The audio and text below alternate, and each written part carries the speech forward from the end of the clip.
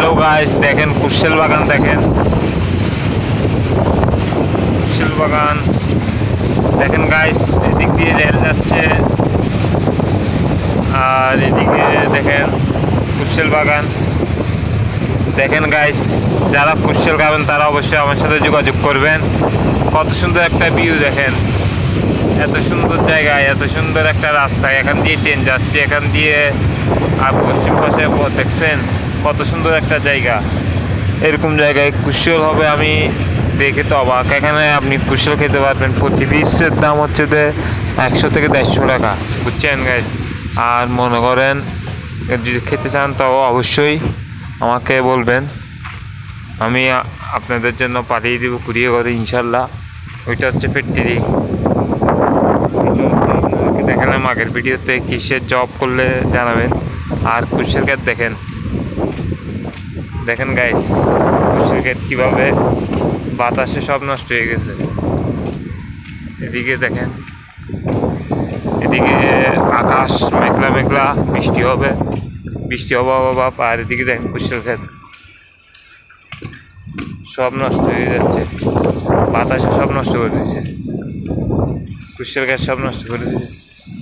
দেখেন গাইস কুশল বাগান কিরকম হয়ে গেছে, বাতাসে সব ভেঙে চুরে চুরমার করে দিচ্ছে কুশল বাগান।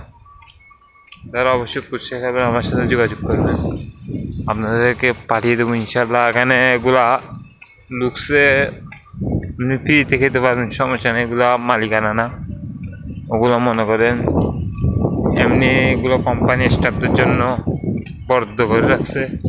আপনারা খেতে চাইলে অবশ্যই আমার সাথে যোগাযোগ করবেন। আর বলতেছি, যারা খাবেন তারা অবশ্যই আমার ফেসবুক বা হোয়াটসঅ্যাপে নক দিবেন। কুশল বাগান দেখেন গাইস, চাইলে অবশ্যই আমাকে আমার ফেসবুকে নক দিয়ে জানাবে।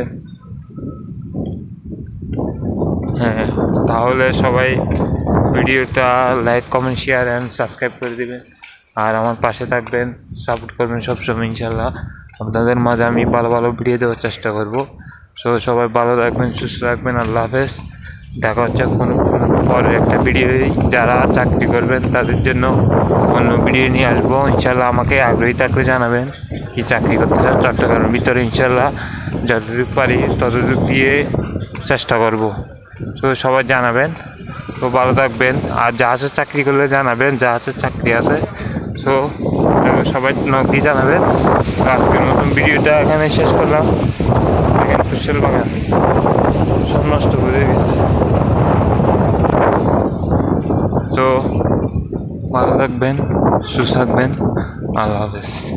আর আজকের মতন ভিডিওটা এখানে শেষ করলাম। তো আল্লাহ হাফেজ।